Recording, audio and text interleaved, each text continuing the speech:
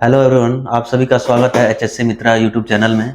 और आज हम बात करेंगे कि कन्फाइंड स्पेस होता क्या है और कन्फाइंड स्पेस में क्या क्या खतरे होते हैं और कन्फाइंड स्पेस में काम करने से पहले क्या क्या हम प्रिकॉशंस लेते हैं, वो सब हम इस वीडियो में बात करेंगे।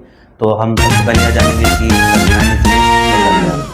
तो कन्फाइंड स्पेस एक ऐसा जगह होता है जहाँ पर हवादार जगह की भी कमी होती है, खुद जगह की भी कमी होती है, इल्यूमिनेशन के यानी प्रकाश की भी कमी होती है और ऑक्सीजन की मात्रा की भी कमी होती है और वहाँ पर जहरीली खतरनाक गैसों का मिलना या संभावना भी बनती है कि जहरीली गैसें उपलब्ध हो। ऐसे जगह को हम कन्फाइंड स्पेस बोलते हैं। और हम जानेंगे कि यह जो कन्फाइंड स्पेस होते हैं उसके क्या क्या एग्जाम्पल होते हैं। तो जैसे स्टोरेज टैंक हो गया, वेसल हो गया, या पॉन्ड हो गया, पीट हो गया, ये सब क्या है, यह कन्फाइंड स्पेस का उदाहरण है।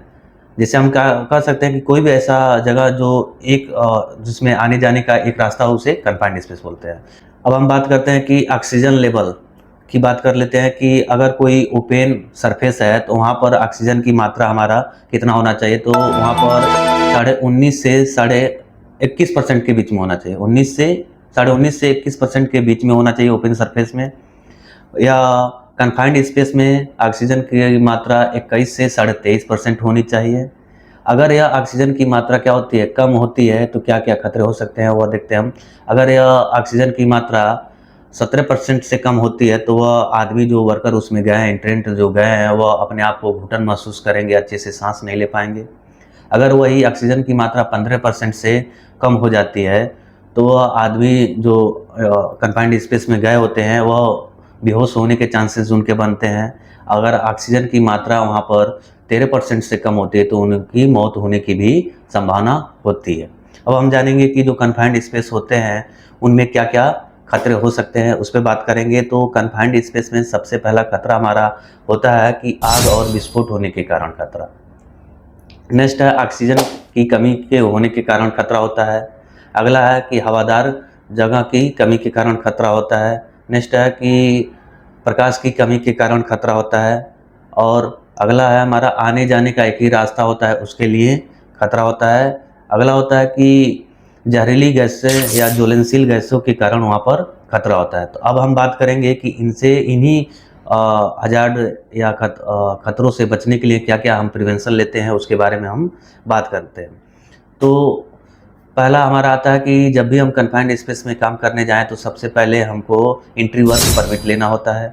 नेक्स्ट है कार्य शुरू होने से पहले हम गैस टेस्टर द्वारा वहाँ पर जांच कर लेते हैं कि कोई जहरीली गैसेज वहाँ पर उपलब्ध है कि नहीं, उसकी जांच कर लेते हैं।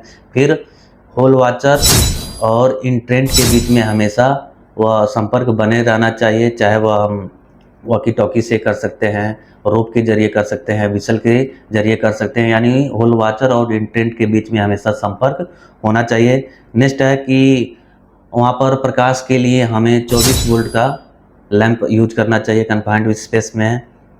कन्फाइंड स्पेस में हवा प्रोवाइड कराने के लिए हम एग्जॉस्टर फैन का यूज कर लेते हैं, या एग्जॉस्टर फैन नहीं है तो उसके जगह पर हम एसी का भी प्रयोग करते हैं, या ये भी नहीं है तो हम एयर ब्लोअर का उपयोग करते हैं। इन तीनों में से किसी एक का हम यूज कर लेते हैं। अगला है कि कन्फाइंड स्पेस में जब भी वर्कर जाते हैं तो वह लगातार काम नहीं कर सकते हैं। उनको क्या करना है, ब्रेक देकर कन्फाइंड स्पेस हमारा किस तरह का है, कितने वहाँ पर अगर फ्लेमेबल गैसेज या कोई भी जहरीली गैसेज है तो उसके according as per as standard फिर हम उसका क्या करते हैं, वर्क करने के लिए भेजते हैं। जैसे कि आधे घंटा वर्क करा सकते हैं कि 1 घंटे तक वर्क करा सकते हैं, इस हिसाब से हम करते हैं, सेफ्टी लेते हैं। नेक्स्ट है हमारा कि कन्फाइंड स्पेस में कभी भी अकेला व्यक्ति को हम काम करने के लिए नहीं भेजेंगे। और जो होल वाचर होता है वह हमेशा जो उसमें एंट्री करते हैं, सब जो वर्कर फिजिकली एंट्री करते हैं सब, तो उनका नेम फिर उनसे साइन ले लेना है और टाइम को नोट करना है एक रजिस्टर में। फिर जब वह निकले तो उनका भी नेम साइन कराना है, क्योंकि हमको यह पता चलता रहेगा कि कौन कौन से वर्कर गए थे और कौन कौन वर्कर्स आ गए हैं। इससे हमें सावधानी मिलेगी कि वर्कर को बचाया जा सकता है। नेक्स्ट है कि हमारा कि कन्फाइंड स्पेस होता है वहाँ पर उपलब्ध होना चाहिए कि हमारा रेस्क्यू डिपार्टमेंट उपलब्ध होना चाहिए, इमरजेंसी व्हीकल होना चाहिए और हमारा फायर एक्सटिंग्विशर कन्फाइंड स्पेस स्थल पर उपलब्ध होना चाहिए। अब हम बात करेंगे कि इंट्रेंट और होल वॉचर होते क्या है। जो फिजिकली कन्फाइंड स्पेस के अंदर जाते हैं उन्हें इंट्रेंट बोलते हैं और जो बाहर उनकी देख रेख करते हैं उन्हें होल वॉचर बोलते हैं। तो अगर आपको यह वीडियो अच्छा लगा हो तो लाइक करिए और सब्सक्राइब करिए। धन्यवाद।